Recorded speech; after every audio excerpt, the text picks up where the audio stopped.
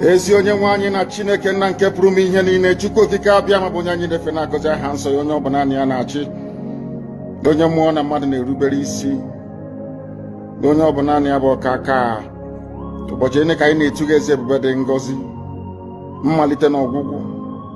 Ndị gboo wee tụọ oge ebighị ebi, onye nwe m, ụmụ gị wee gbakọọ n'ụwa niile iwe nara ozi ọma nke gị onwe gị n'ezi ha site n'ọnụ mmadụ dị ndụ na nke ebere dị ngọzi. Anyị wee na-asị na onweghị ihe ọbụla nke anyị onwe anyị bụ n'ihi na ọ bụ anụkpa ahụ sọsọ ka mmadụ dị ndụ bụ. Ofu ụbọchị anyị ga-anwụ, maka na okwu nsọ gị na-adịgị ma ruo mgbe ebighị ebi, n'ihi na okwu gị niile ga-abịarịrị na mmezu. Ọ bịa mere Biafra ga-eji wee bịa na mgbe nke anyị. Anyị wee na-akpọkụ gị wee na-arịọ gị na-asị, lekwa ude nke anyị na-asụ n'akwa nke anyị na-ebe ka o metụta gị n'obi.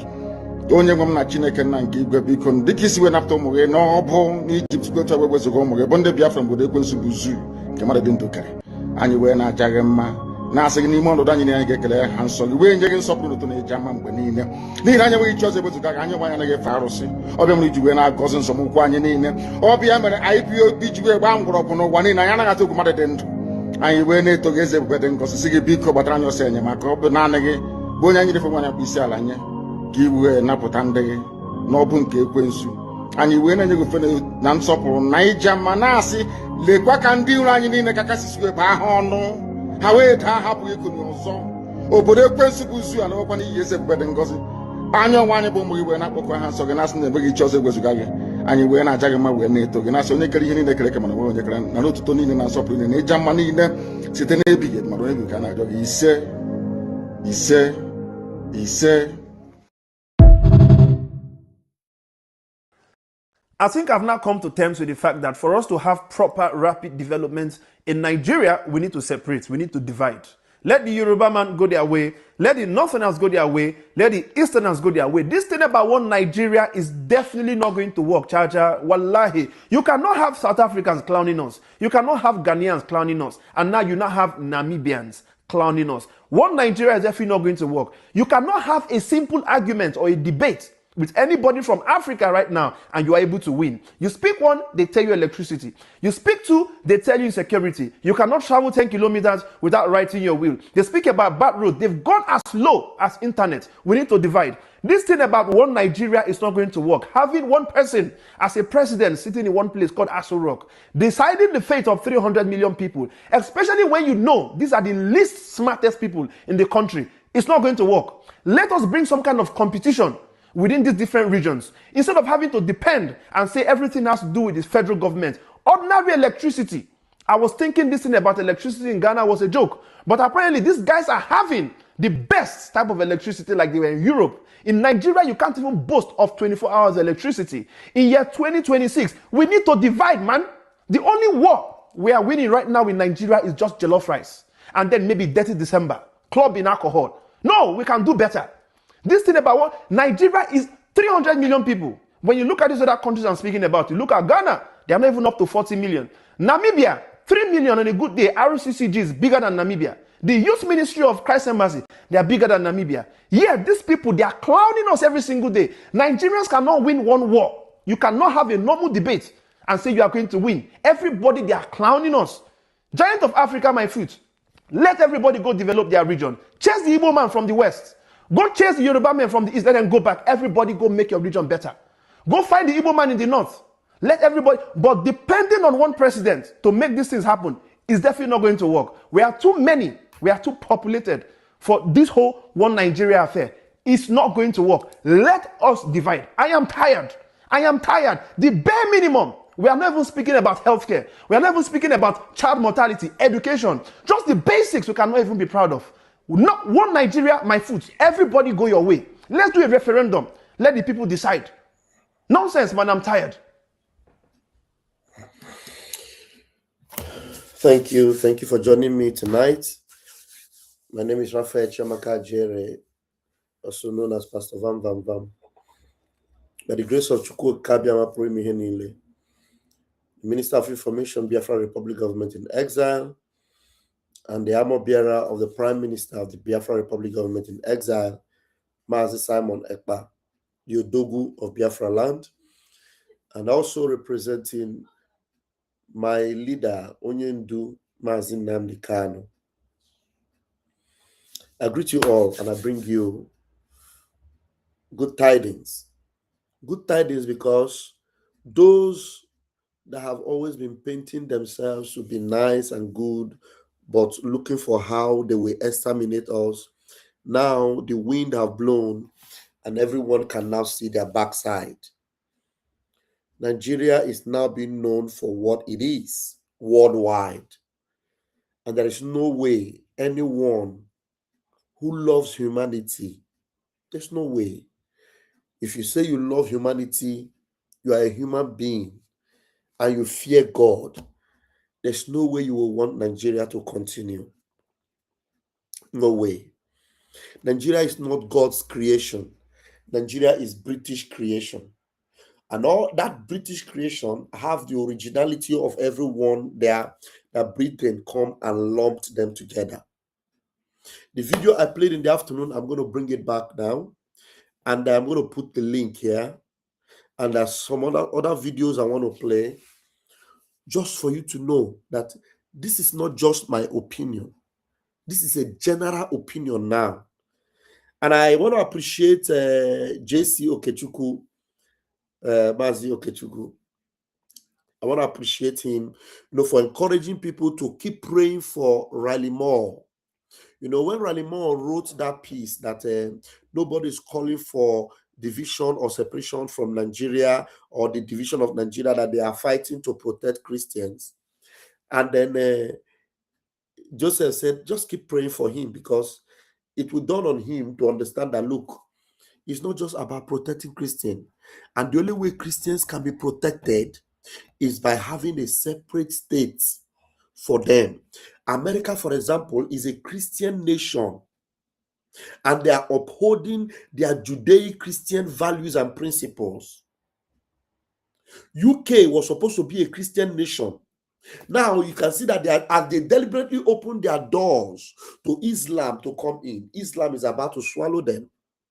So you see that Christianity and Islam cannot interwoven. It's either you are a Christian nation or you are a Muslim nation. In Arab, there are the Arab nations. They are all Islamic nations. Saudi Arabia is an Islamic nation. Kuwait is an Islamic nation. Bahrain, Oman, they are all Islamic nations. They are not Christian nations.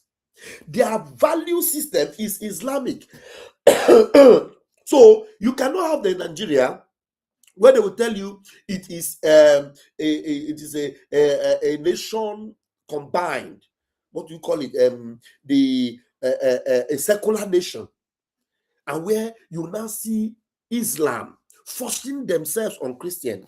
And now the recent one, while Riley Moore was waiting to respond to what people were saying about his write-up, the massacre that was more than the Yelewata massacre occurred again in a Muslim community.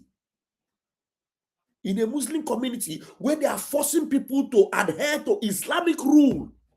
And you can be sure that Riley Moore is also aware that in that particular Muslim community, churches were burnt down. People that were inside churches, their churches were smoked down. So for the Christians, they didn't even give them chance or opportunity to even convert or to follow their law. They burnt them. But for the Muslims, they gave them opportunity and asked them, you must follow the Sharia or their system.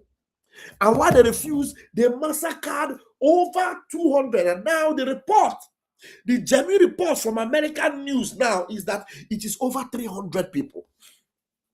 The Nigerian news is reporting 175, 200, but the American news have really gotten the full details. And it is over 300 that were massacred because they want to enforce Islamic rule on everyone. So now there is opportunity for people to choose their own side of the divide. And our leader, who have been exposing this evil and this wickedness, already gave opportunity to the Christian minorities in the north that, look, we have a safe haven for them in our own Christian nation. Instead of you, America, being worried that people will be running from Benue, from a plateau to be coming to America. Some of them might not even make it. Now, there is a place nearby. It is called Biafra. They can come and have their safe haven. For the avoidance of doubt, let me play for Riley Moore and those that may be wondering how, when did they make that promise? Who promised? Mazi Nnamdi Kanu is the leader of the Biafran people, and he made this promise. And he's not a man that would promise and fail, because he's the one that has been ringing this bell ever since. He's the one that has been exposing this wickedness. And he told Bishop Kuka, that, look, we will provide a safe place for you in Biafra. You don't need to be afraid.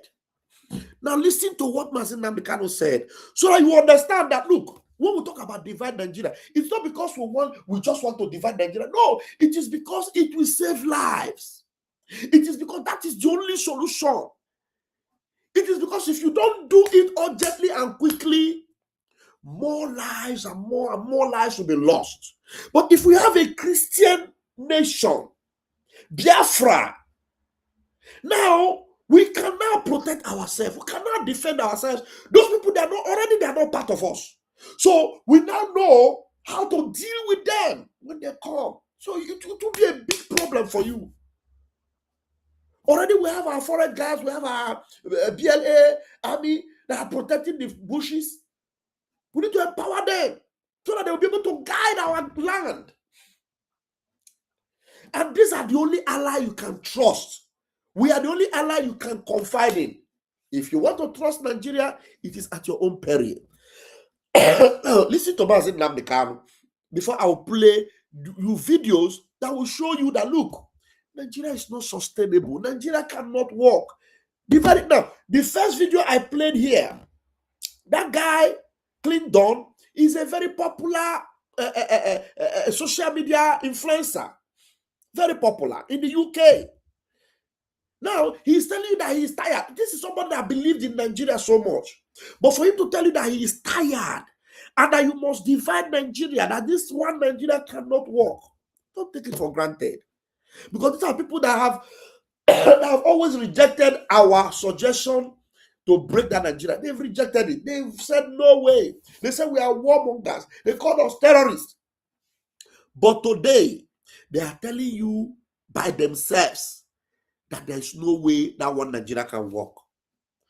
How can anyone in his right mind that loves humanity want Nigeria to continue? A country that deliberately refuses to act and stop these terrorists.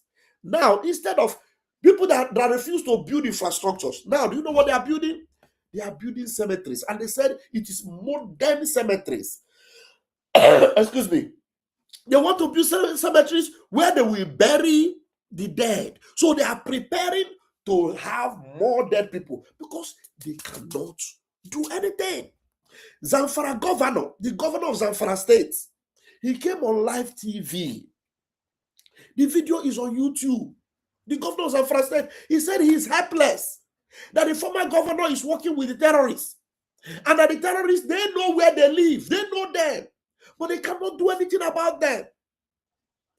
Where in America do you have military coming out to tell you, hey, ISIS can repent and become president in America? Before I even play Mazi Nnamdi Kanu's message, now listen to this. This one is a senior military person, military personnel in Nigeria Army. Hear what he said, and then I will come and show you the promise Mazi Nnamdi Kanu made to all the minority Christians or minority people that are not ready to accept this hardline Islamic Sharia. We'll give them asylum in Biafra land. They don't need to go to Europe. They don't need to go to America. Here is a military man, a senior military man. An ex-Boko Haram stands having laid his arms and comes back, turns his way away from his negativity. He stands to be a president of this country. He stands to aspire to any position in this country. Why is he wasting his time? Opportunities are out there for them.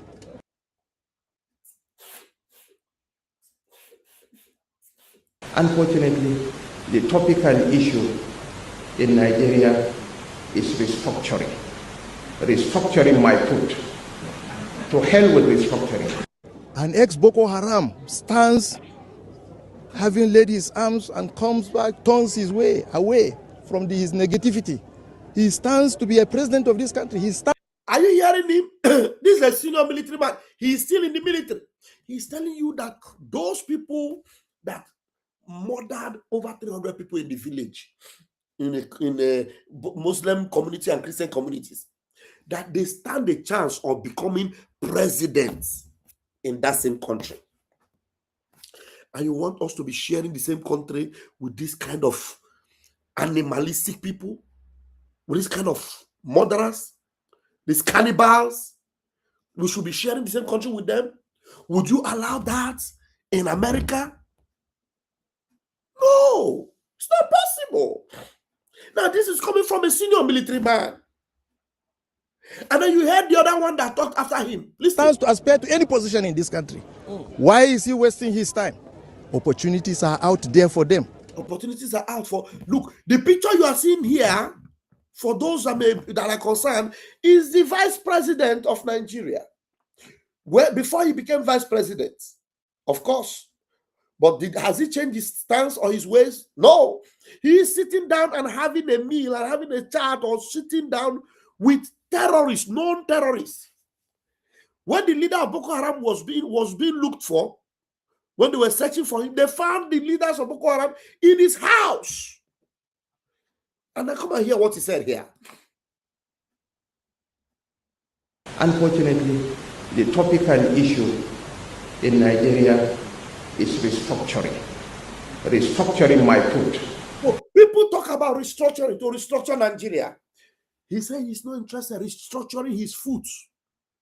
This man, when the current drug lord president took over, they handed him the security. He said he will take charge of the security. You can now see the reason why the security is like that.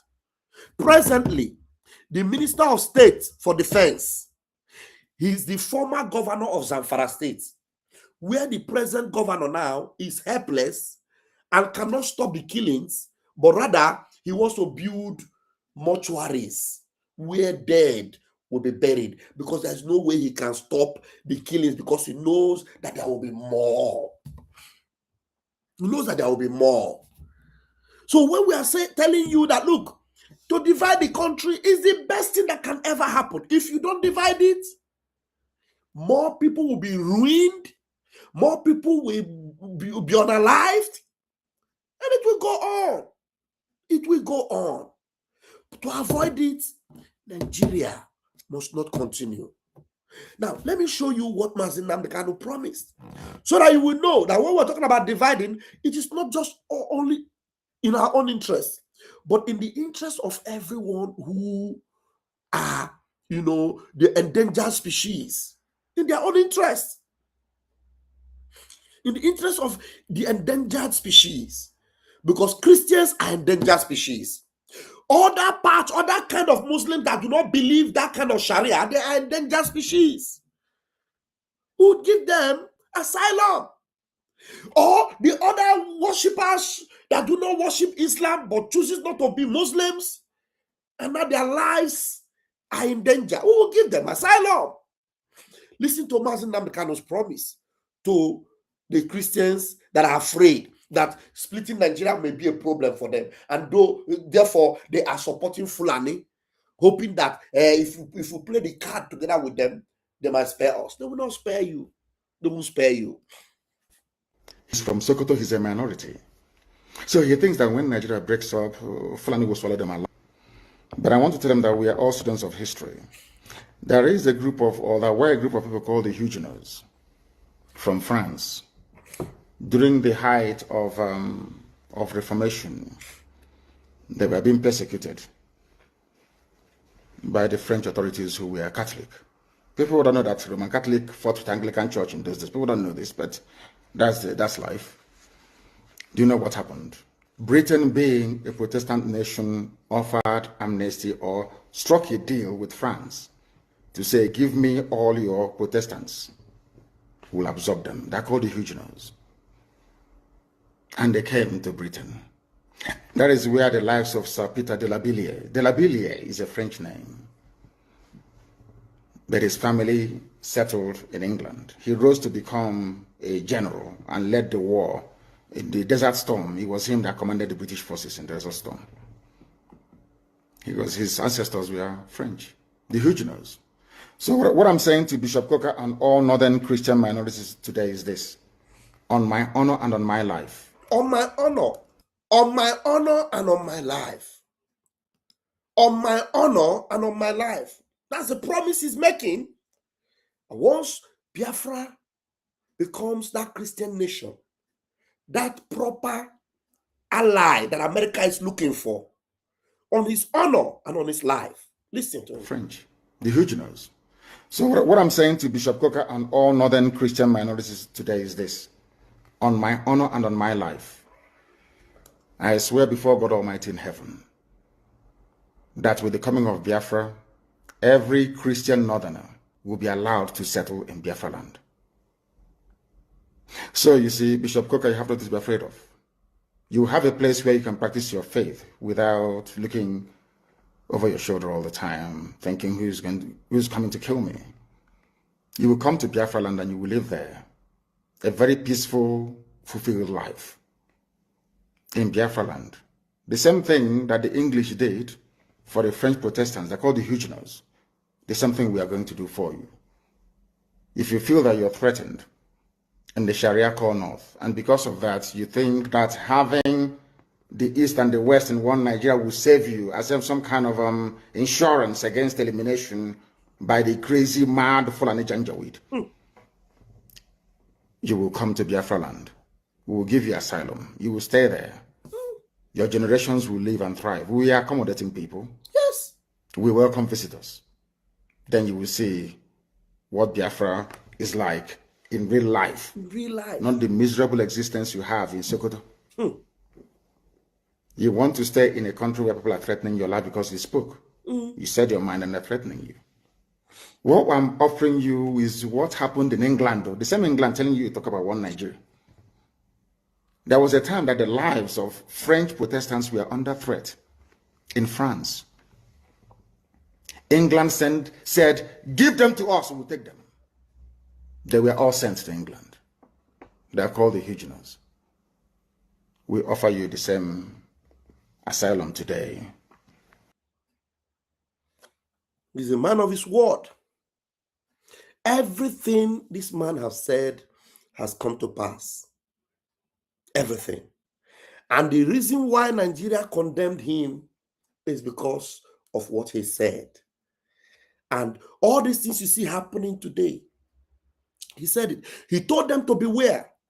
Today, a man called Theophilus Danjuma in Taraba State, they are now burying people like fowl in Taraba State.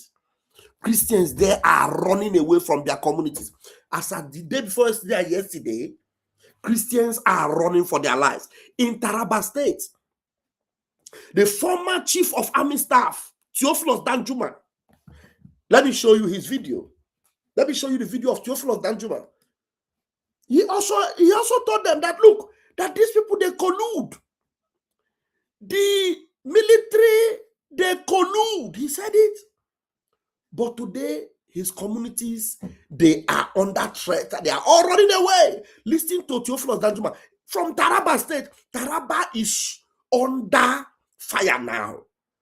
Christians can no longer worship freely. They are running. And military is giving the terrorists cover. There's an attempt at ethnic cleansing in this state and, of course, in all the riverine states of Nigeria. We must resist it. We must stop it.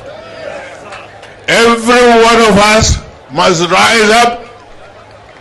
The armed forces are not neutral. They collude. The armed forces are not neutral. They collude. They work together with these terrorists. How? At the House of Senate, a senator, just a few weeks or a few months ago, A senator came out openly and said, we know these terrorists. Now, the last attack that they came to attack, the soldiers were supposed to be there. Somebody withdrew the soldiers. Somebody made a call, and the soldiers were withdrew. Up to today, they are still asking, who made that call? They've not brought that person out. The one that happened a few days ago in Kwara, the military people that were normally at the checkpoint that were supposed to block these terrorists and stop them from coming, they withdrew them. They withdrew them. And these people operated for 10 solid hours. Ralemo, are you watching? Are you listening? 10 hours, 10 hours. Massacre for 10 hours. They stopped the killing for some time and went to their church or to their mosque to pray, came back again and continued the killing. 10 hours. No military. When the people heard the sound of helicopter, the helicopter was colluding. They went to make sure that the terrorists are safe. They didn't shoot them. Not one terrorist was shot. Do you want to send your Nigerian army to work with this same? Do you want to send your American army to work with this same Nigerian army that are colluding with terrorists? This man that you hear this voice now is former chief of army staff, the head of the army in Nigeria. So he has a very high level of intel. When he tell you that they collude, they collude. After this particular video, the presidency called him, they shut him up, he didn't come out again to talk. So how can anybody in his right mind, anybody that has humanity in him, how can you support Nigeria? It's not possible. That's why I am convinced that this is the end of the road for this evil contraption called Nigeria. This is the end of the road for it. So let us not fight Rally more. Let us just bring some of this evidence to them to show them that these are reality on ground. Now listen to Theophilus Danjuma again. Let me play it from the top. This is the head of the army in his time. So he still have that level of respect and support from the militaries that are loyal to him because he's a senior man in the military. There's an attempt at ethnic cleansing in this state and of course in all the riverine states of Nigeria. We must resist it. We must stop it. Every one of us must rise up. The armed forces are not neutral. They're not neutral. They collude. They collude. They collude with the armed bandits that kill people, kill Nigerians. The army. They facilitate their movements. They cover them. They cover them. If you are depending on the armed forces to stop the killings, you will all die one by one. That's it. People depend on the army. That's why they are dying. And then the governor of Zamfara State, the guy that did this video, he was, actually doing it like a comic, but it is real. This guy that did this video of the Zamfara State governor, he did it with comic, but it is real. The governor of Zamfara State is building what? Cemeteries. That's what he's building. He said ultra modern. Now, these are people that have opportunity to build infrastructures. They didn't build infrastructures. So to the governor now, infrastructure is not even a priority. Even for the people of Zamfara State, who not the person when they're alive. It's somebody that is alive that will talk about infrastructure. For them, infrastructure is not even what they need now. They need their life to be safe. Now, the governor cannot provide security for them. So they are now left to their fate, to their own fate. They are left to their own fate. So what the governor is waiting for is, if the bandits come and they unalive you, the governor, at least they'll be able to bury you in a very good and a decent cemetery. So cemeteries are going to litter all over Zamfara State because the governor have spoken, the governor have cried out, the governor did not keep quiet. So we have to give it to the governor. The governor of Zamfara State did not keep quiet. He didn't keep quiet. He spoke up. But the presidency, the government of Nigeria refused to do something. Maybe I will need to look for that video of the governor of Zamfara State. Let's first of all listen to this one that this comedian is playing here. Let's see. God. Let's see it. God. God help us in this country. Make una see what they happen. Zamfara governor budget 1 billion naira to build ultra-modern cemeteries across 14 local governments as bandit killing persists. He thought say since this bandit no one stop the killing for Zamfara State, he say he go build ultra-modern cemetery where DJ go dey play Obule for una if una die.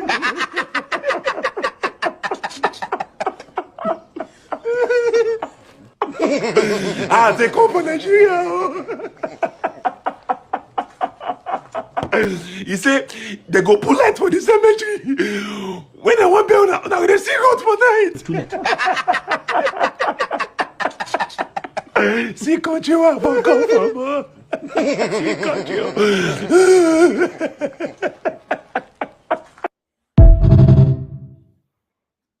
Now, let me, because I think I've searched out the video from the governor of Zamfara State.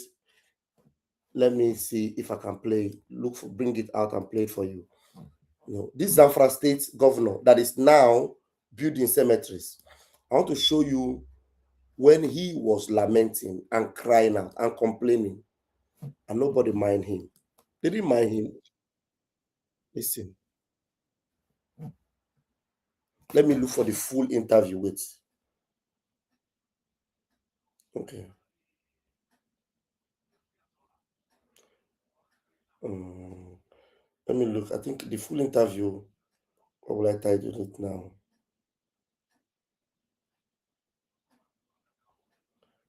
Let me see.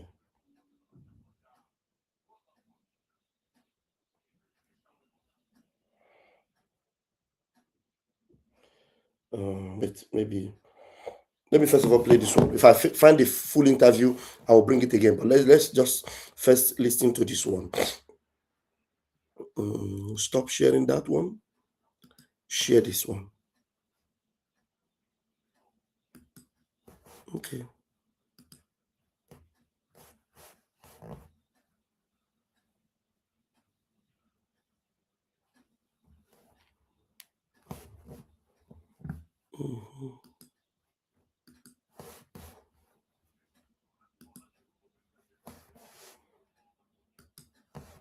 Okay, I think it's okay like that. At least you can hear him.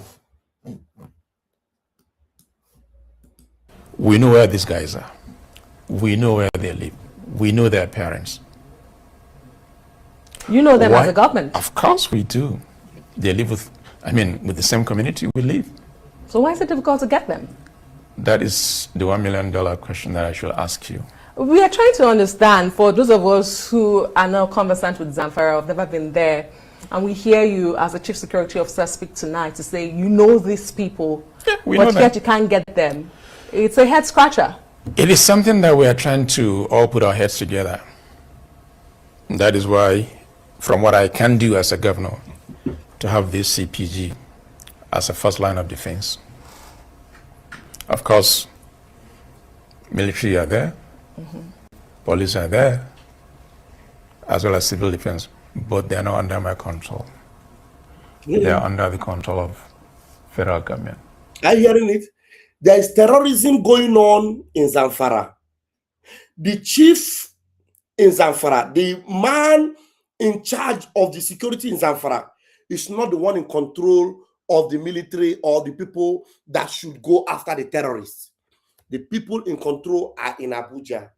So that means he is powerless in his own state to go after the terrorists that he knows where they are, he knows who they are, he knows where they live. But he can't do anything about it. That's the governor. That man talking is not the governor of Zamfara State. He's the governor. That's Nigeria. So how can you, support such a country? How can you? Right. Let's see. And they're doing their best. And like I said also, our security forces have the ability to crush these guys. But they are not. They're trying their best. Trying their best. Like what happened within the last... Did you hear what he said? He said their security forces, they have what it takes to crush. But the only thing they're doing is they are trying their best. That means they are not doing what they're supposed to do. Are you following? 3 days when one of the major kingpin, Halilu Sububu, was killed. It is a combination of both military as well as the CPG and the community that made it possible. And I commend them for that. For those who don't understand how our constitution works and the power sharing formula of the exclusive, the concurrent lists and all of that, as to why the governor and the chief security officer of the state seems powerless. Powerless. Let me ask you. He is supposed to be the chief security officer of the state, but he is powerless in Nigeria. If the reverse were the case, if you had the powers as the governor of Zamfara State, what would you do differently? What I will do differently is to go in there and crush these guys within the shortest possible time, because... Are you hearing him? So, given the chance and the permission, because he said he knows them, he knows where they live. Did you hear him say it from the beginning? In case you didn't, let me allow him to say it from the top again. He said, we know where they are. We know who they are. Listen. We know where these guys are. We know where they live. We know their parents. We know their parents. You know them as a government. Of course we do. They live with the same community we live. So why is it difficult to get them? So, as the governor of Zamfara. So have you heard that? He said, we know them. So this lady and I asked him this question. Repeat that question again. It's powerless. Let me ask you, if the reverse were the case, if you had the powers as the governor of Zamfara State, what would you do differently? Listen. What I will do differently is to go in there and crush these guys within the shortest possible time, because you are not looking for them anymore. You know where they are. You know who they are. You know their parents. You know their house. You know their hideout. Just go in there and you root them out. In some communities in Zamfara, in all these places, they have driven away the Christians that are there. They massacre those they will massacre. Those that are able to run, they run. They take over their villages and they rename their villages. They rename it. They are now living there. So what it means is that we have communities of terrorists. We have communities that terrorists are inhabiting inside Nigeria. And the presidency are doing nothing about it. The governor knows where they are. He knows who they are. He knows what they have done. He knows how to go after them. But he is powerless. Are you following? He's powerless. They are under my command. But right now, they're not under my command. So I have to rely on federal government. So the military are not under his command. He is the chief security officer in the state, but the military in his state are not under his command. They are under the command of Shetima. Remember Shetima, when Shetima took over, he said, I will be in charge of security. So they are under the control of Shetima. And then Shetima doesn't want those terrorists to go down. Give instructions. This is the sitting governor of Zamfara State saying some serious things here. This interview was in September of 2024. And you can see that even 1 year after, nothing has changed. In fact, things have become even worse. That they know where the terrorists are, but he cannot deal with them decisively because he doesn't have the powers. He practically blamed the federal government for lack of serious actions and efforts in dealing with the terrorists. He clearly said that the reason why he has not dealt with the insecurity issues in his state is because he is not actually in charge of the security apparatus. He clearly said that if he is to be in charge of the security apparatus, that he would have gone after them and eradicate them. So you can see a sitting governor actually putting the blame of not solving the insecurity challenges we have on the federal government. So what else are you looking for? What else are you looking for? What else? Quanto vale la tua auto? What else are you looking for? Well, okay. You follow that? So you hear, we are doing, the wife of Tinubu was in the US. We are doing our best, we are fighting it, we are doing that. They're doing nothing. Now, having played that, let's go to the video I brought to us earlier, Now, okay, wait, let me play back for you to know why this man I just finished talking now, have now resorted to building cemeteries. Because since you don't want him to protect his people, he have said, okay, no problem, then I will build the cemetery. I'll build a cemetery. At least let the people have let them have the benefit of being buried in a decent place. Because since you people want them to die without fighting, the people fighting them, he chooses to build cemeteries. Now listen to this again. This guy was saying, God help us in this country. Make una see wetin dey happen o. Zamfara governor budget 1 billion naira to build ultra-modern cemeteries across 14 local governments as bandit killing persists. He thought say since this bandit no wan stop the killing for Zamfara state, he say he go build ultra-modern cemetery where DJ go dey play Obule for una if una die. Now, do you know that in that full interview, if you watch the full interview that I played earlier, the governor actually said that the 14 local governments that are in his state, that none of them are under his control. None. All the 14 local governments are under the control of these terrorists. So that means this man is only sitting down in his, in the capital, in his head office, and the terrorists are running his state for him. Terrorists are running his state.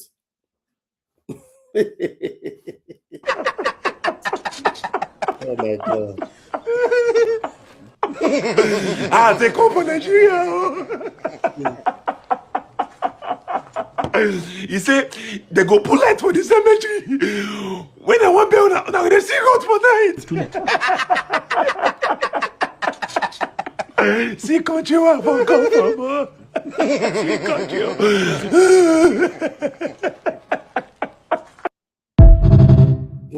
The man is not laughing, no, he's crying. Because if you think this is laughing now, you are making a mistake. He was crying. This is where Joseph Okechukwu advised us. Let me bring this here. Joseph Okechukwu encouraged us to all those who think Raleigh Moore isn't doing enough to advance their cause. Someday, when the dust have settled and victory is won, you will realize to your utmost dismay that he is being your closest ally and indeed your knight in shining armor, all along. You will cheerfully thank him with calabashes full of palm wine for availing himself. Say that I told you, and I can't say more than this. Keep this great guy in your prayers. He's doing more than is expected of a total stranger, and there are not many with his kind of balls. Yes, Yeah, I will come back and play you the video of I'll play the video of Raleigh Moore because there's a video where he had an interview. Before then, let me repeat this video I played in the afternoon today. Let me repeat it so that the North anybody is that the wants savannah. if you are in hold on, there's anybody that wants to join me and say something, you can already click the link and join me and say something. So let's see. If you are in Nigeria and your shock absorber is not working properly, please don't watch this video. Are Nigerians parasites? In almost every country on earth, there is a Nigerian prisoner. However, no one wants to go to Nigeria. Moving abroad is the top 5 career categories in Nigeria. They have ruined their country so terribly that it has become uninhabitable. Police stations look like pigsties, whilst government buildings look like building sites. Corruption in Nigeria is no longer frowned upon. Instead, it is praised. Criminality is celebrated in every echelon of society. The people themselves do not elect decent Nigerians. They elect criminals. You know a country celebrates corruption and crime when it is 99% corrupt, but never has any top government official ever been convicted and imprisoned. In Nigeria, communication is conducted through screaming, hand gestures, and sometimes the fist way. You'd see diplomats, police, and military men fighting in public. Tens of thousands of fist fights should be recorded in Nigeria every day. Every building has a generator, some with up to 10, all running at the same time, forging a megapoly of noise of epic proportions. Nigerian motorists communicate with their horns. An average Nigerian motorist beeps their horn 100 times per day. Imagine the noise pollution. In Nigeria, the pastor is corrupt, the doctor is corrupt, the engineer, the teacher, the professor, the custom officials, the police, the passport official, the teller, the banker, the ministers, the president, and everyone is corrupt. I'm not sure you... No, guys, I want to refresh my system. I don't know why I cannot post the link on the comment section. I don't know what's happening to this streaming app. Just a minute, let me refresh.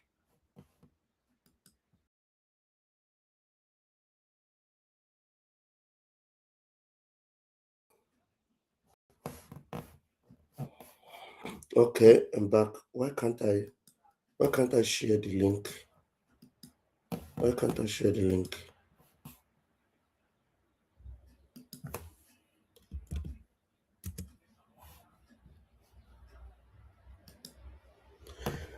Oh no, this must be a problem. Let me copy it then. Maybe a problem from StreamYard.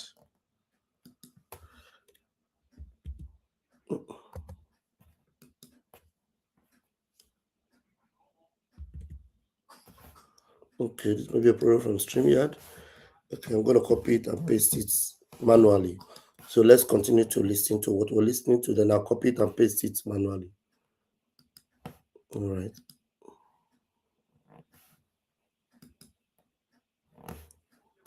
All right. Please listen to this. Very, very important. I want you to hear this. I'll start it afresh. Yeah, we lost 2 minutes. Let me go back. If you are in Nigeria and your shock absorber is not working properly, please don't watch this video. Are Nigerians parasites? In almost every country on earth, there is a Nigerian prisoner. However, no one wants to go to Nigeria. Moving abroad is the top 5 career categories in Nigeria. They have ruined their country so terribly that it has become uninhabitable. Police stations look like pigsties, whilst government buildings look like building sites. Corruption in Nigeria is no longer frowned upon. Instead, it is praised. Criminality is celebrated in every echelon of society.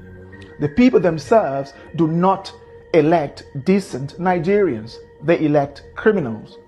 You know a country celebrates corruption and crime when it is 99% corrupt, but never has any top government official ever been convicted and imprisoned. In Nigeria, communication is conducted through screaming, hand gestures, and sometimes the fist way.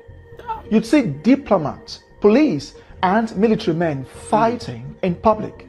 Tens of thousands of fist fights should be recorded in Nigeria every day. Every building has a generator, some with up to 10, all running at the same time, forging a megapoly of noise of epic proportions. Nigerian motorists communicate with their horns. An average Nigerian motorist beeps their horn 100 times per day. Imagine the noise pollution. In Nigeria, the pastor is corrupt, the doctor is corrupt, the engineer, the teacher, the professor, the custom officials, the police, the passport official, the teller, the banker, the ministers, the president, and everyone is corrupt. I'm not sure you understood. I will elaborate.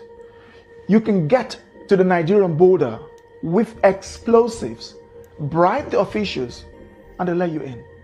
You can bribe your way through your professors to give you the best grade. Bribe the passport officials to delete your name from the system and create a new identity for you. Or pay the police to arrest someone who annoys you. Nigeria is a complete shithole. Now imagine people raised under such chaotic system coming into your country. From the day they were born, they bribed their way through the authorities, school, and even employment. When a government job opening becomes available, the person in charge sells it to the highest bidder. You see, this is not talked about enough. I have given this a serious thought before making this video, and it breaks my heart that I have to make it. A Nigerian have no sense of queue, keeping the street clean, respect authority, law and order, or the faintest idea of customer service. There is only one thing on the mind of a Nigerian: make money and buy respect. They have succeeded in creating nations within their country. The Hausa, Yoruba, and Igbo effectively have quasi-nations within Nigeria. You should see them bashing, fighting, hating, and disparaging each other instead of working together to fix up the world's greatest human shithole ever put together, called Nigeria. Let me take you around the world. There are Nigerian prisoners in South Africa, Namibia, Botswana, Kenya, Angola, Gabon, Cameroon, Ghana, Cote d'Ivoire, Senegal, Indonesia, the UAE, Qatar, Pakistan, India, Thailand, Malaysia, Singapore, Vietnam, China, Hong Kong, Japan, South Korea, Russia, Ukraine, Poland, Germany, Italy, Switzerland, Norway, the Netherlands, Spain, Canada, the USA, Colombia, Brazil, and even countries as poor as Chad, Congo, and Mali. Their conviction typically surrounds around drug trafficking, pimping or pandering, 419 fraud, which includes dating scams, credit card fraud, and other fraudulent activities. The world has every reason to scrutinize Nigerians 5 times more, or even ban them altogether. Nigerians give black Africans a bad name. I bet you Namibians, Botswana, Kenyans, Angolans, Senegalese, Burkinabes, South Sudanese, or South Africans commit the least crime of all Africans who live in the West, South America, and East Asia. Botswana, Namibians, South Africans, and I don't know if you have noticed it. I can't comment on my YouTube. I don't know what YouTube have done. I'm trying to pin the link. It's not allowing me. Probably you are also facing it there. I tried to use my wife's phone to make a comment to pin the link on YouTube. It's not letting me. So I think either this program is attacked, or they've striked it in one way or the other. They just deprive people from communicating in this program. So let's just manage and play some of these things, and then that will be it. All right. Kenyans don't leave their countries like Nigerians do. When they do so legally, and when they are in your countries, they are 10 times more likely to abide by the law of the land and stay away from crimes. In contrast, Nigerians would fight in public at every opportunity. They have one of the lowest levels of etiquette in the world. 7 out of 10 Nigerians have been involved in public fighting in their lives, as this is our Nigerian way of resolving dispute. Now imagine letting someone who doesn't understand law and order not to litter, not to urinate in public, how to dialogue instead of yelling and using their fist in your country. What do you think will happen? They don't get along with their neighbors or other African countries. How do you think they'll get along with the world's most evolved and developed societies of the West and East Asia? The Nigerian sees the humane laws of your country as a weakness to exploit. As with everything, nothing is 100%. I know this. There are some good Nigerians, but almost every Nigerian is infested with that corrupt mindset.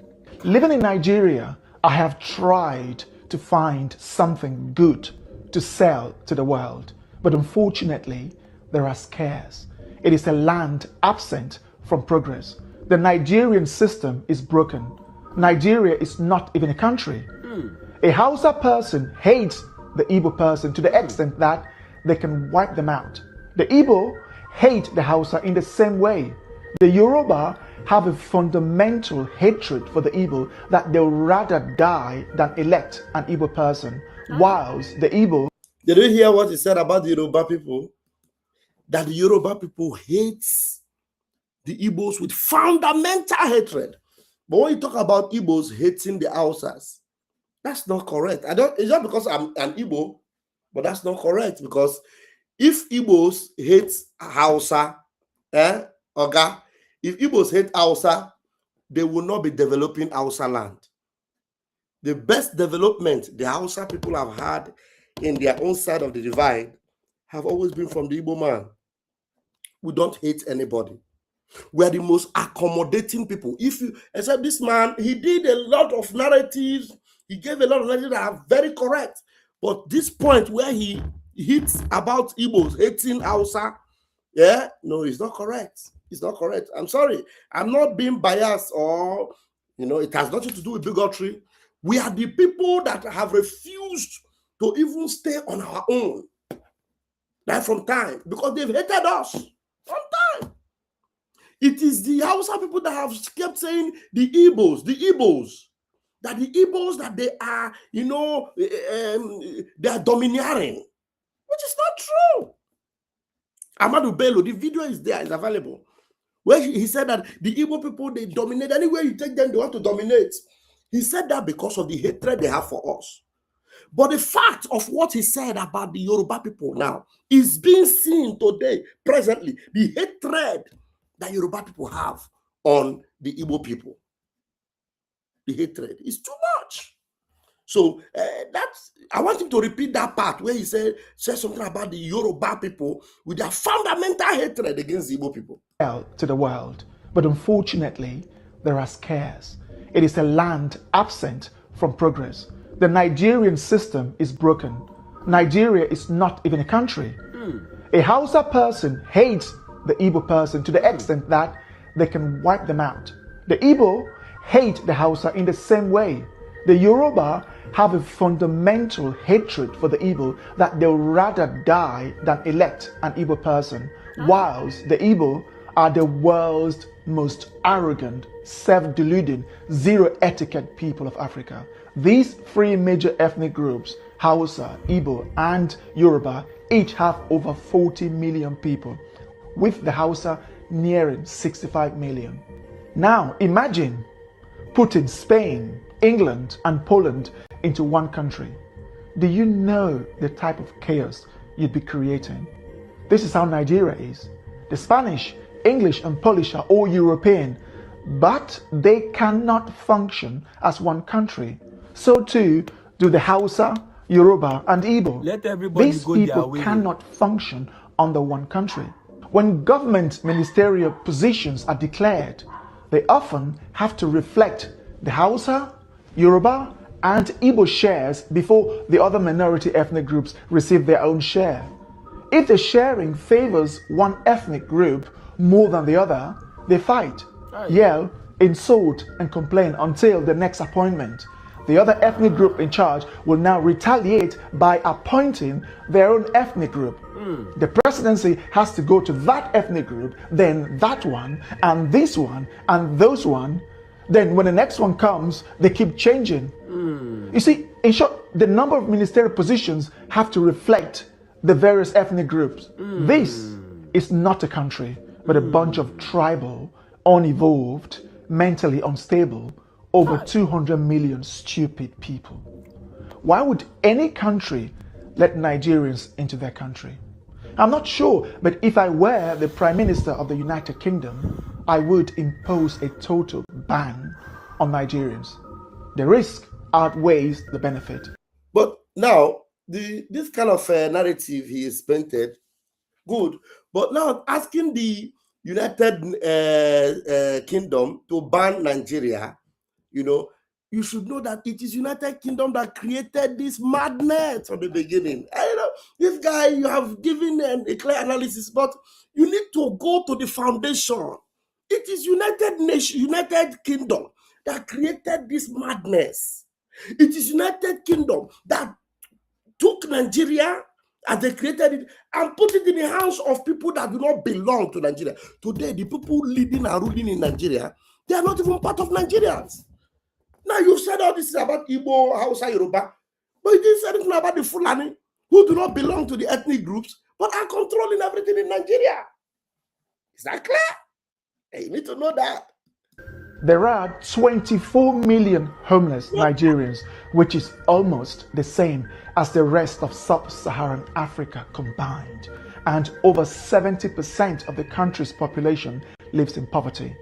That is over 160 million people, the highest in the world when averaged, given that India has over 5 times as many people as Nigeria. They have the largest arable land in Africa, Nigeria, yet most of that is uncultivated. Their weather is characterized by abundant sunshine during the dry season and ample rainfall during the raining season.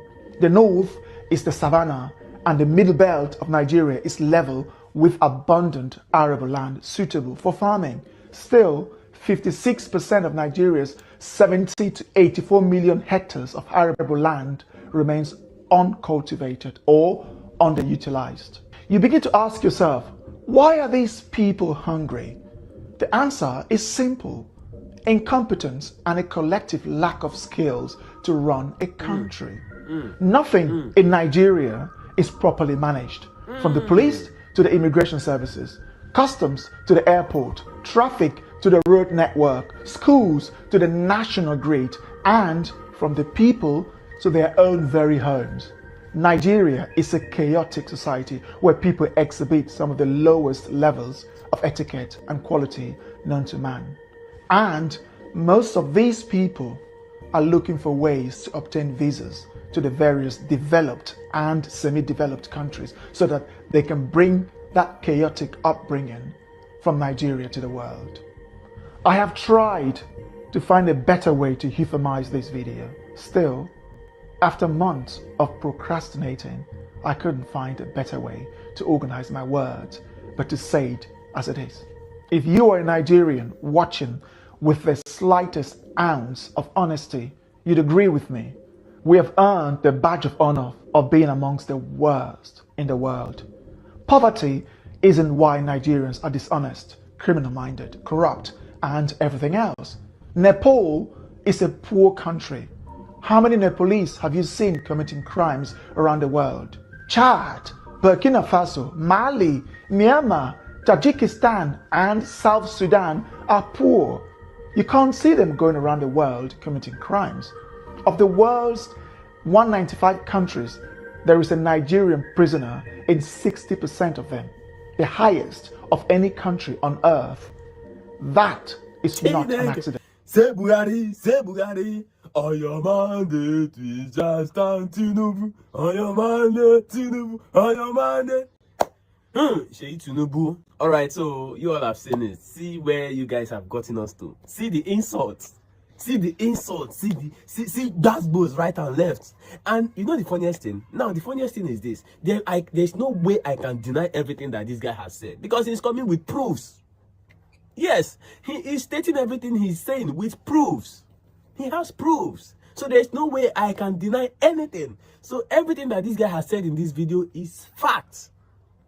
Let's be brutally honest with ourselves. If you want to be honest with yourself as a Nigerian, you should understand that everything that is being said in this video is fact. Nothing is wrong. He said he stated everything just the way it is. Forget all these things they do. Forget all this media. They usually twist narrative. Forget all of them. Now let's be brutally honest. You yourself, you know that what this guy has said is true. Now, don't watch this video alone. Share it for more people to see and understand how bad the situation has gotten.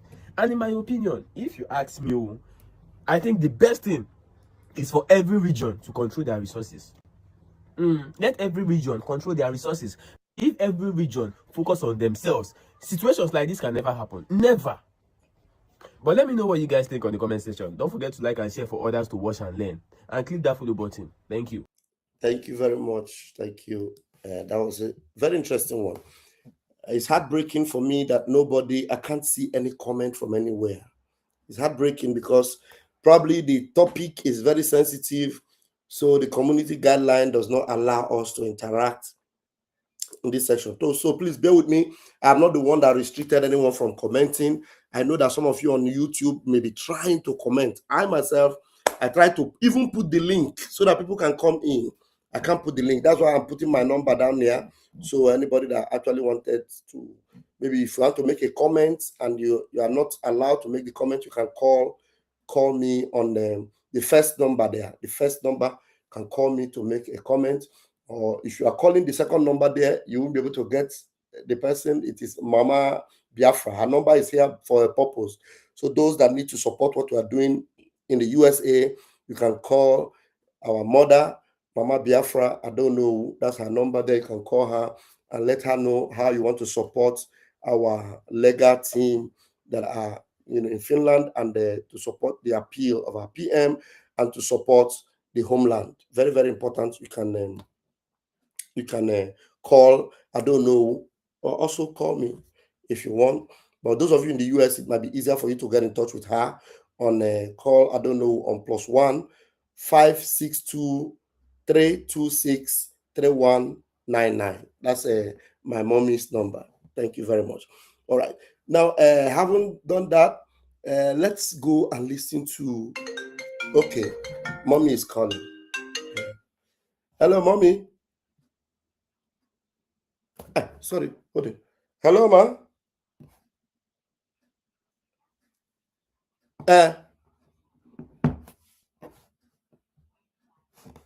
Okay, call away can't you remember attack, Abby?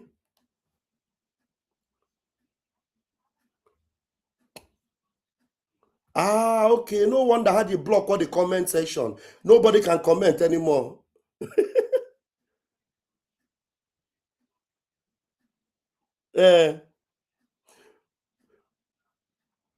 Mommy, should I put you on speaker so that you will talk to Biafrans? Let me put you on speaker. Okay. Okay. Yeah, they removed the comment. Yes, they removed the comment. Yeah. They don't want anybody to comment anymore. They just block. Even me myself, I can't comment.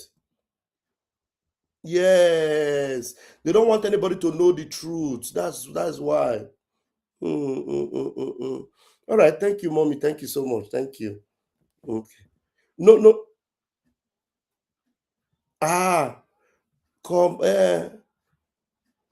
Okay. It's like comment. All the comments are there hour ago now. Somebody have just commented from YouTube. Let me hope it's okay. The comment is working now again. Okay, it's working now again. Yeah. It's working. Okay. The comment, but me, I cannot comment, but it looks like some people can comment, but myself, I can't. Anyway. Okay, no problem. It's okay. It's okay. Thank you. Okay, mommy. Thank you so much. Thank you so much. All right. Bye, mom. Bye. Yeah. Hey, so bad. You know, these people don't want anybody to know the truth. You know, mommy made a comment. She made a comment in the live program. Yeah. Somebody's okay. This person that is even commenting, these people commenting are not part of us. Somebody is saying, "What are you saying?" Anyway, so the real people cannot comment. These ones that are commenting probably are not. Anyway, let me get us the video of Raleigh Moore. Yeah, Raleigh Moore did a video and it was an interview, and it's important for you guys to see that interview.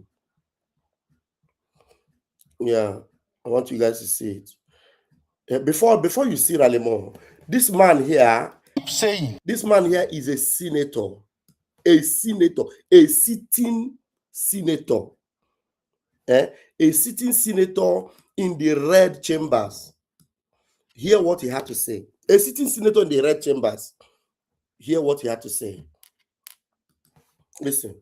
We must search our minds. As we keep saying, sir, we know who these bandits are. We know where they are. We know what they want. What is left for us to conclude? If we are going to do negotiation, do it and finish it. If we are going to fight, we'll fight it to the finish. What? You see, here this is a senator. Let me start again so that I'll analyze it in bits. He's not interested in wiping them out. He's ready, whichever one that comes. This is a senator representing some people in Nigeria. He said, if you want to negotiate, negotiate with them. If you don't want to negotiate, you want to wipe them out, wipe them out. So for him, whichever one the government does is okay for him. He's only interested in his pocket, in his belly, in his stomach. He doesn't care about the safety of people. The way he's sounding here, you will just know that this man is on this. Please let them stop this thing so that our criminality will continue. Do you understand? We must search our minds. As we keep saying, sir, we know who these bandits are. We know where they are. We know what they want. We know who these bandits are. We know where they are. We know what they want. They're very powerful things that this woman is saying. And he said it audaciously in the red chambers. We know who these bandits are. We know where they are. We know what they want. Listen again. We keep saying, sir, we know who these bandits are. 1. We know where they are. 2. We know what they want. 3. We know who these bandits are. We know where they are. We know what they want.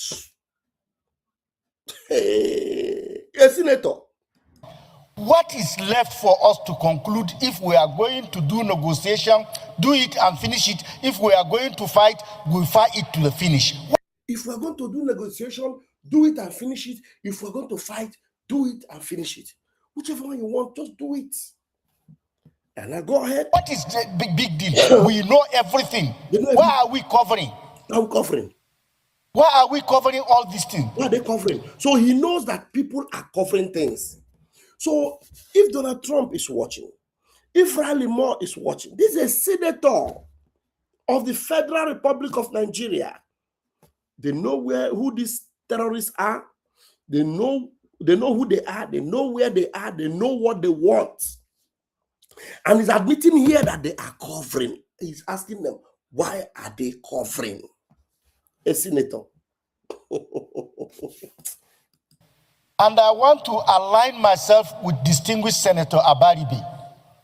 Sir, the issue that must take precedence is who withdrew the soldiers from MAGA Primary School. Who withdrew the soldiers? This question has been going on for how many months now? They said they will raise a panel, a committee. Did they raise the committee? Have they been able to track? The soldiers that were withdrawn, they are still alive. So it's not going to be difficult to find who. It's not going to be difficult to find who withdrew them. Because just ask the soldiers, the call. If the soldiers are lying, you'll be able to trace the call, trace it. Then you know who their hierarchies are. If the hierarchy says he's not the one, then how were the soldiers withdraw? At least the soldiers that got the call to withdraw, they know where the message came for them to withdraw. Who withdrew them?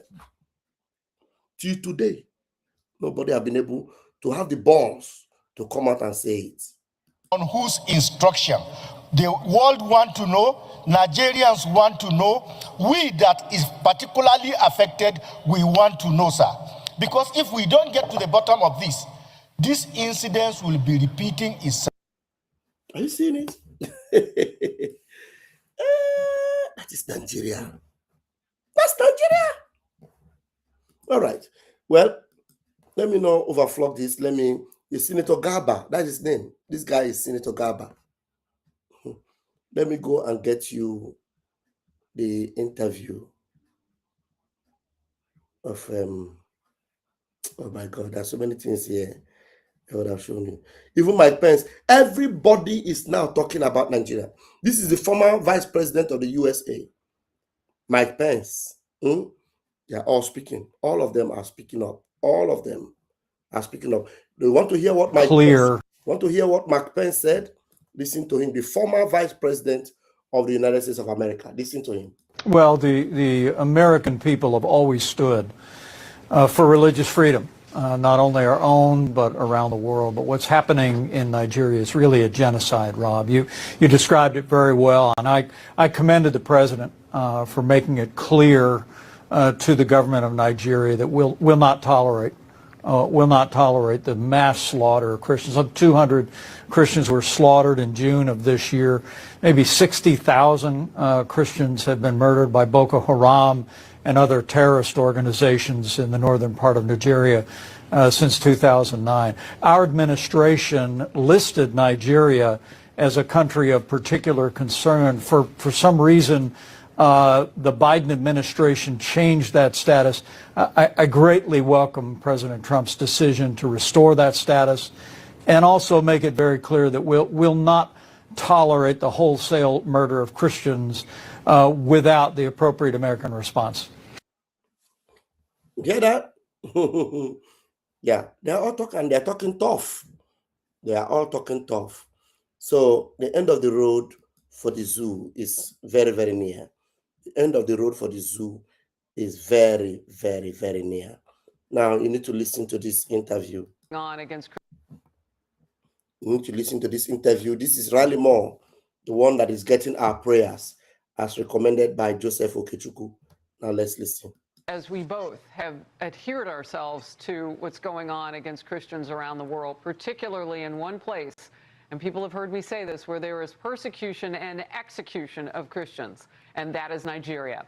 Now the United States and Nigeria are moving forward on a new security agreement. In fact, just this past weekend, gunmen killed 3 people and kidnapped 11 others, including a Catholic priest. That comes as more than 160 kidnapped Christians were freed last week, so that's a movement. However, many others were killed. President Trump warned last November that U.S. aid would be cut if Nigeria failed to protect the people there.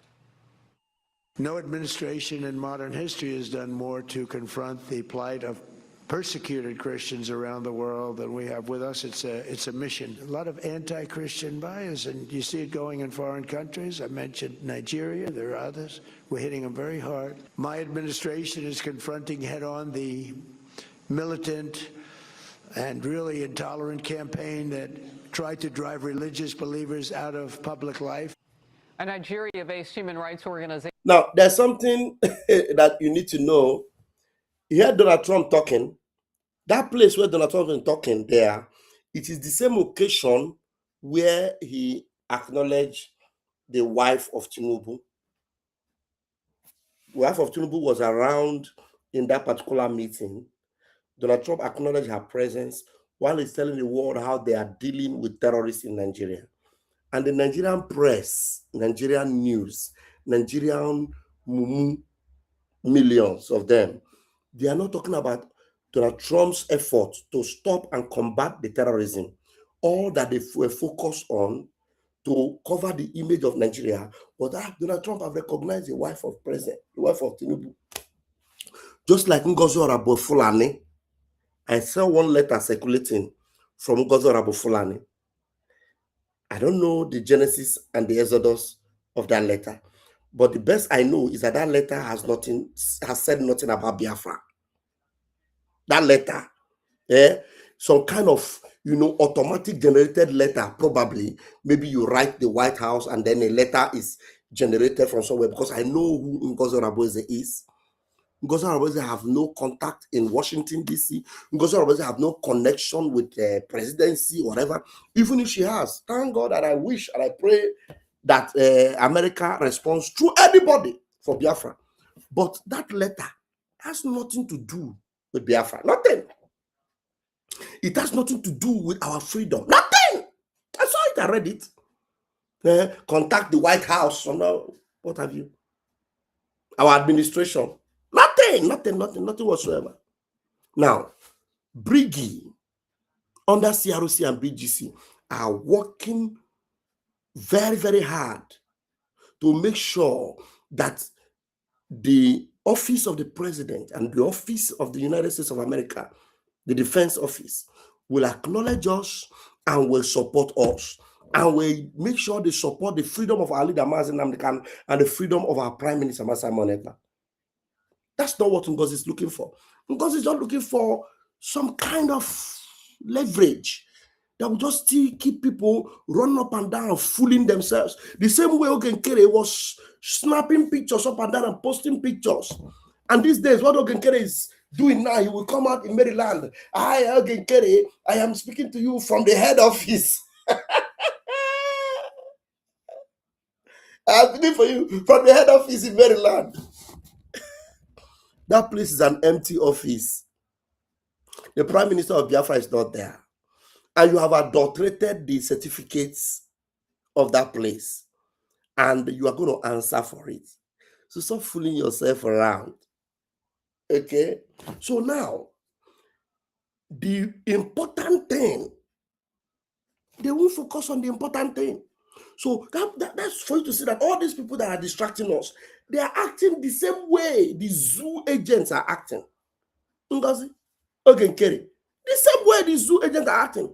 They just want to show their relevance.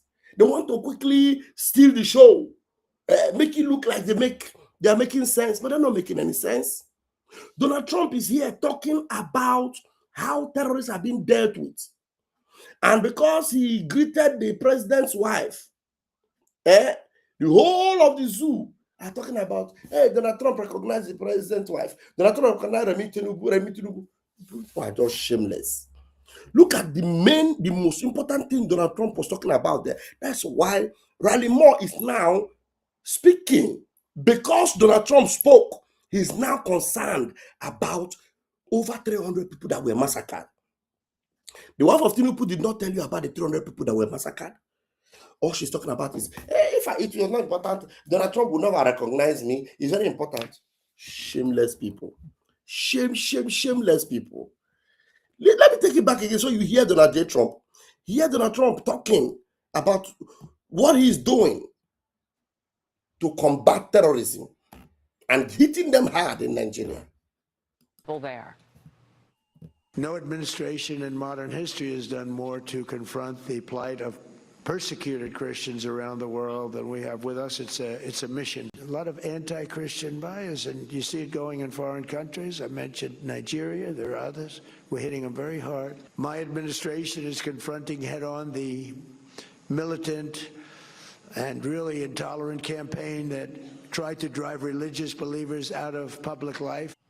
A Nigeria-based human rights organization says more than 7,000 Christians were killed in Nigeria just last year alone. And by the way, those numbers don't go all the way until the end of the year. So they are higher. And as that information becomes available, we will report it to you. You add that to the 125,000 killed since 2009. Congressman, you recently went to Nigeria to learn more about the violence firsthand. I know you briefed the president on this. You turned in a report after that. But now you have said, and I want to quote you, that in the past few weeks, we have seen one of the most horrifically bloody days in recent history. Why do you say that? Well, right now, the folks that I am talking to on the ground have described what's happening in the Middle Belt and the north of Nigeria right now in the last 10 days as a bloodbath. Potentially as many as 300 have been killed throughout that region of Nigeria. We've had this priest who has been kidnapped as well with 10 of his parishioners. 3 of them were killed in one of the states of Nigeria, where we had about 150 people killed. And I will point out, a lot of those were Muslims, actually, that were refusing to submit to Sharia law and were trying to follow the Constitution of Nigeria. They were killed, but amongst those were also Christians, and they were burned inside of a church. They set it on fire. So it's just wanton death and murder and destruction that continues. But working with the administration, we are making steps in the right direction to address this persecution. The president is very singularly focused on addressing this.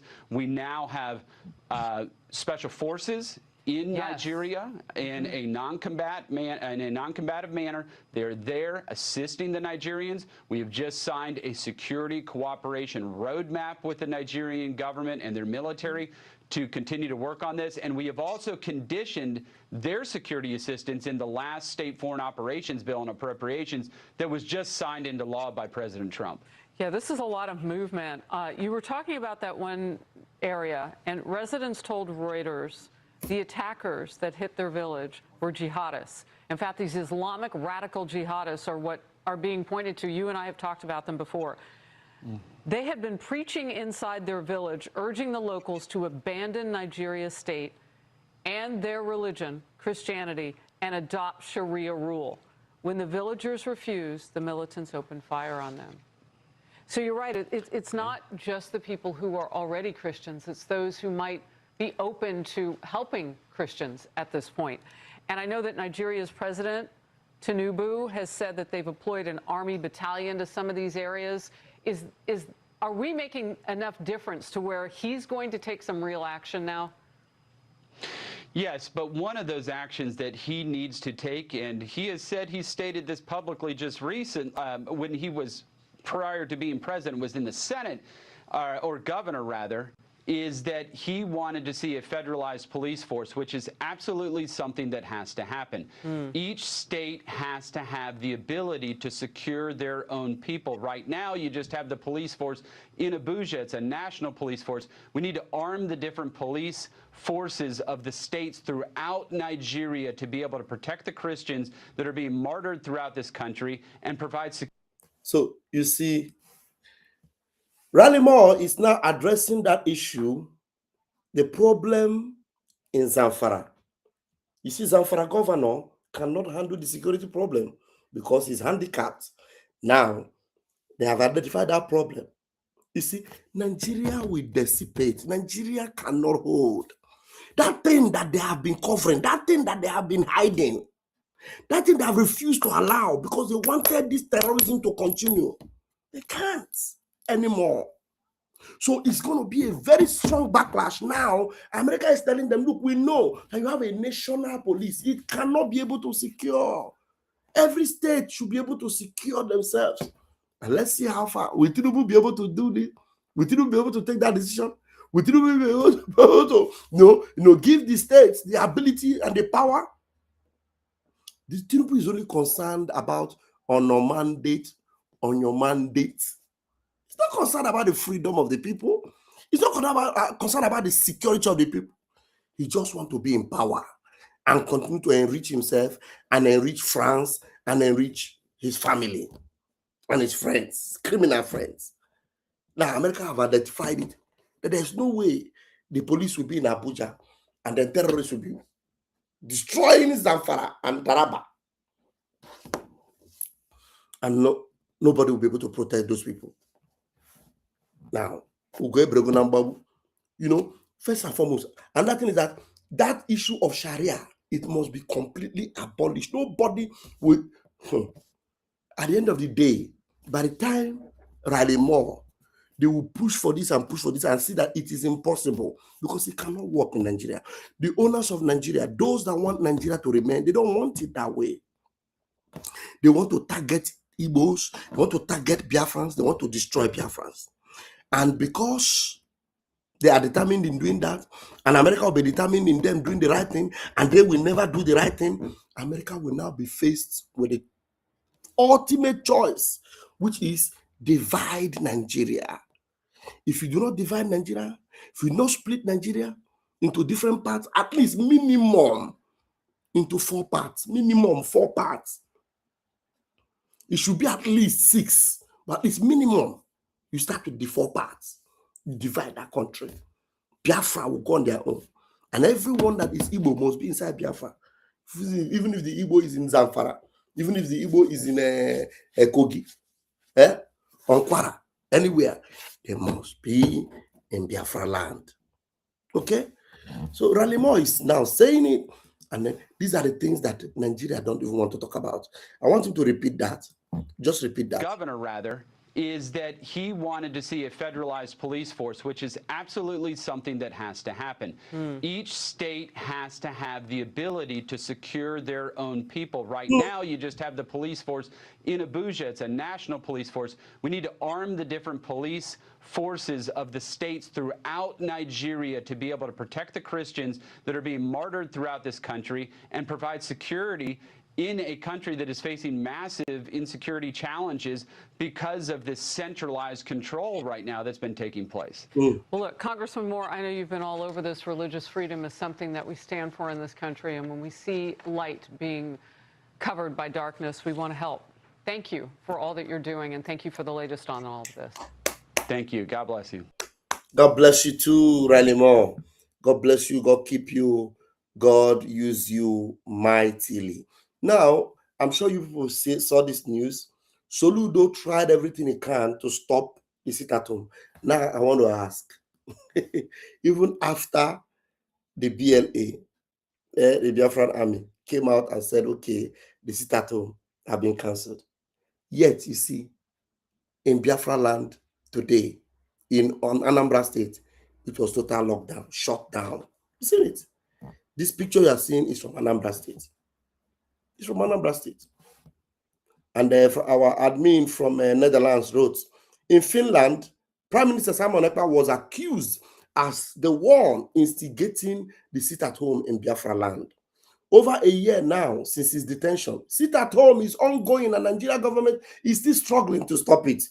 They've had Simon Ekpa for over 1 year now. And sit-at-home is still going. Biafra people have decided, free PM Simon Ekpa now. Free him now. You can see it's not the reason why they sit at home. So you see, Riley Moore is doing the needful. As violence flares in Nigeria after a weekend of deadly attacks, Riley Moore joins the Faulkner Focus today to discuss the continued persecution of Christians overseas and the U.S. response. Joseph Ogochukwu wrote, Nigeria is the most dangerous place on earth to be a Christian. 90% of all those killed for their faith lived in Nigeria. 90% of all those unalived for their faith, they live in Nigeria. Chew on that for a brief minute. Who is reporting this? There's a website called the Christian Post. They report at least 162 massacred executed in Nigeria after rejecting radical Islam, reports Christian Post. So you can see the tides are changing. The narratives are changing. And Nigeria can never hold. It can hold. Now, the last video I'm going to play, let me see if I will connect with this, our brother. This is our very, very powerful brother in in Nigeria. Let's hear him. Let's hear him. Okay, let's go. Let's listen to this brother.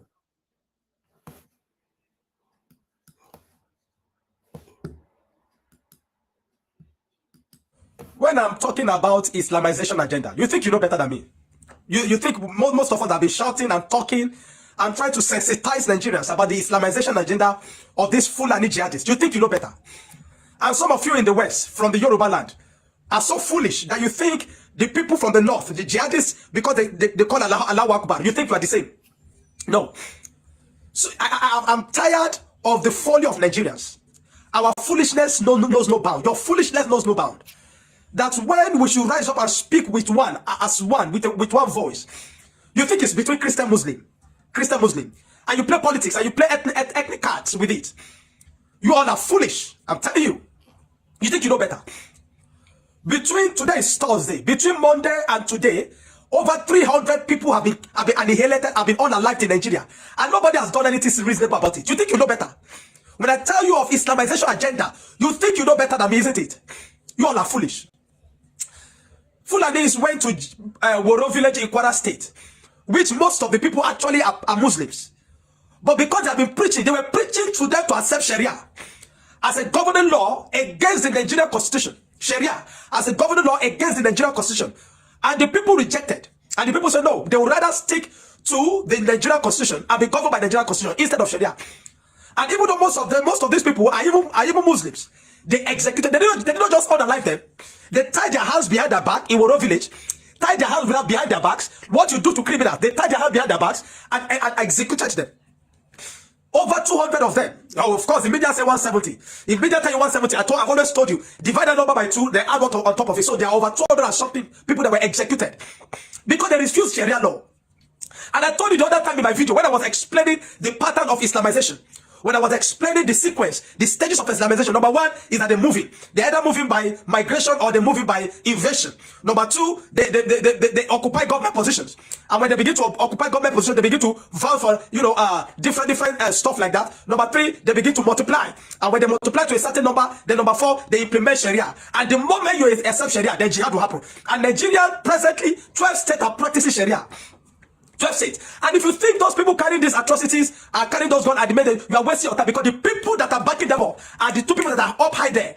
They are religious leaders, the oligarchs in the north, the politicians, most of them in the military that are backing them up. They will not come up, but they are supporting it. They want to turn Nigeria to a Turkey. They want to turn Nigeria to a Lebanon. They want to turn Nigeria to a Jordan. They want to turn Nigeria to an Egypt. And we keep shouting this thing every day. Wow, over 200 people executed like that, and we are going about our businesses as normal people with no consequence whatsoever. You think you know better than me, isn't it? I keep talking of Islamization agenda, but you think I'm foolish.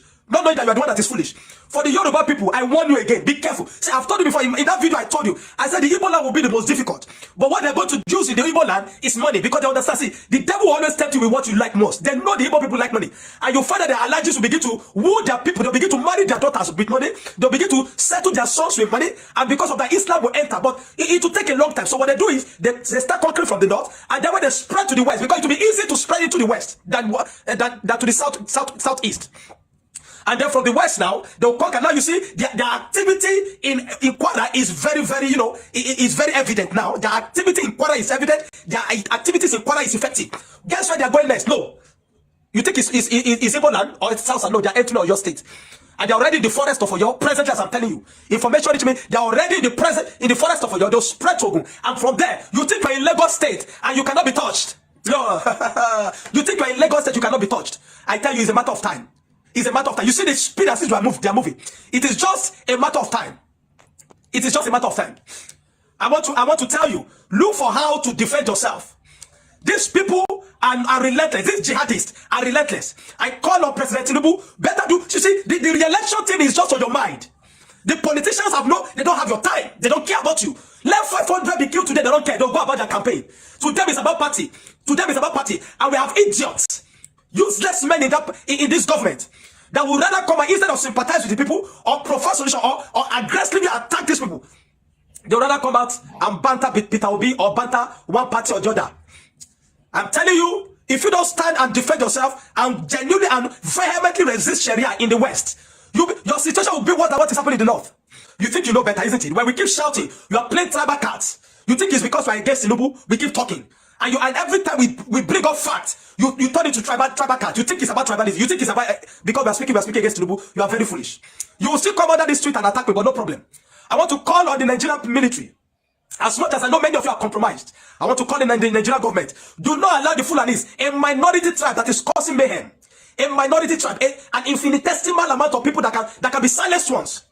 We can't allow them to get dominant, to get ground. I told you of Islamization agenda, you think I'm playing. No problem. If Sharia is not abolished intentionally in Nigeria, I am telling you, 20 years from today, we are not ending this problem. If Sharia is not abolished in Nigeria, 20 years from today, this challenge is not ending. We have become a people that is totally a people of no relevance. We have become a mockery to the international communities. Look, I'm talking now. They took the light. For 60-something years, power supplies cannot be constant in Nigeria, causing chaos, causing anarchy in Nigeria. The Islamists, these Fulanis. I've talked about that you should hold Sultan accountable for a lot of this. You did not hear me. I've spoken that you should hold Gumi accountable for most of this. You did not hear me. No problem. We're here. I want to all out keep saying that the church must rise up to begin to defend itself. Because if they can do that to a community that are even with Muslims, simply because they rejected Sharia, how do you think it will be for Christian communities? If we don't rise up and begin to initiate the Crusader program gradually at this time, to begin to raise people, security networks for the church that will defend Christians in the Christian communities. If you think this is ending anytime soon, you are wasting your time. This what we are going to is not ending anytime soon. It's not ending anytime soon until you meet their nonsense, their stupidity with a higher level of violence. Until you meet their violence with a higher level of violence before they run away. They will never stop as much as we keep negotiating. We see about how many over 100 people that were kidnapped from the church. They are still there, entering to the church. Until you meet their violence with a higher level of violence, they're not going to stop. The reason why they are afraid of coming close to Biafra land is because they have already seen that we have what they have. They can't come until you meet their violence with a higher level of violence. Otherwise, you're just wasting your time. They won't stop until they wipe you out. With such audacity and kidnap people that sit there. If you think this is entering anytime, so you're wasting your time. If we don't rise and begin to meet their nonsense, their foolishness with a higher level of violence, 20 years from today, 30 years from today, we are not ending this. And I've told you, Nigeria will never be Islamized. We will rather divide. After all, I've said it over and over. This marriage, this entity called Nigeria is a scam. We have been deceiving ourselves for too long. Nobody wants to say, even though many of us know, nobody wants to say it is a scam. If we don't rise up. Many of the Nigerian people, especially those that are sincere, they have come to the conclusion that Nigeria is a scam, that it must divide. I'm telling you. Oh God. Mazen Namdekano told you, he said, every other thing I told you have come to pass. What makes you think that Biafra will not come to pass? And the only thing we are guiding now is to make sure that we don't have terrible demons coming with us into Biafra to make life more miserable for us. Well, that's why we're not going to allow people like Ngozi Oraboeze, people like Ogenkere, Isaiah Anyongo. There shouldn't be a door open for them into Biafra. Because these are enemies of freedom. Enemies. Very evil people.